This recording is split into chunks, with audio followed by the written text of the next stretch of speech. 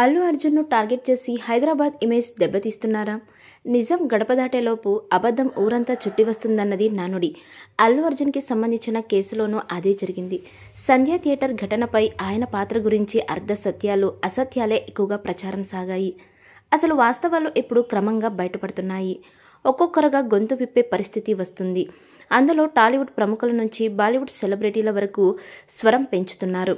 AP deputy CM Pawan Kalyan కూడా స్పందించారు. అల్లు అర్జున్ను ఏకపక్షంగా నిందించడం తగదంటూ వ్యాఖ్యానించారు. ఆయన దోషి అన్నట్టుగా చిత్రీకరించడం తగదన్నారు.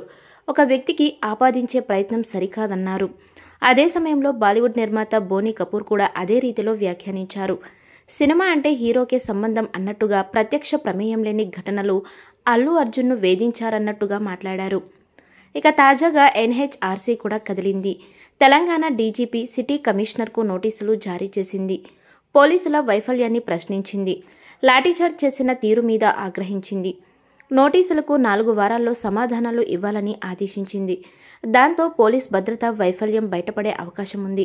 సీనియర్ అడ్వకేట్ పిటిషన్తో ఎన్హెచ్ఆర్సీ జారీ చేసిన నోటీసుల అంశం పోలీసుల మెడకు చుట్టుకునే అవకాశం ఉంది. ఇప్పటి వరకు అల్లు అర్జున్ను బద్నాం చేస్తూ సాగించిన ప్రచారానికి ఈ పరిణామాలు ఫుల్ స్టాప్ పెడుతున్నాయి. అసలు వాస్తవాలు వెలుగులోకి వస్తున్నాయి. కానీ అదే సమయంలో ఇంటర్నేషనల్గా ఎంటర్టైన్మెంట్ క్యాపిటల్గా ఎదిగే ప్రయత్నంలో ఉన్న హైదరాబాద్ ఇమేజ్కి ఇవన్నీ చేటు తెస్తాయనే వాదన కూడా బలపడుతుంది. సినిమా ఇండస్ట్రీకి హబ్గా మారబోతున్న నగరంలో ఓ సెలబ్రిటీ మీద అతిగా ఫోకస్ చేసి మొత్తం నగరానికి చెడ్డ పేరు తీసుకొచ్చే ప్రయత్నం జరుగుతున్నట్టుగా భావిస్తున్నారు. అల్లు అర్జున్ ప్రత్యక్షంగా ప్రమేయం లేకపోయినా కేసుని ఆయన మెడకు చుట్టాలన్న యత్నంలో మొత్తం టాలీవుడ్లోనే అలజడి రాజేసిన తీరుని ప్రస్తావిస్తున్నారు.